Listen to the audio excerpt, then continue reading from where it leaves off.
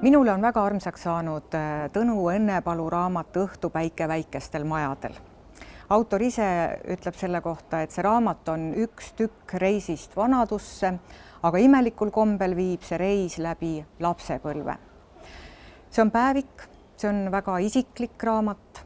Ta räägib siin pealtnäha hästi lihtsatest asjadest, argipäevast, aga ka oma mälestustest, lapsepõlvest, perekonnast ja oma vanematest. Ja mulle endale tundub, et need raamatud saavadki minu jaoks kuidagi eriti armsaks, mis minu enda mõtteid ja arusaamu ja võib-olla sõnastamata tundeid toetavad. Lisaks on siin raamatus üks suurepärane luuletus emast ja pojast, mis mulle läks tõesti väga sügavalt hinge.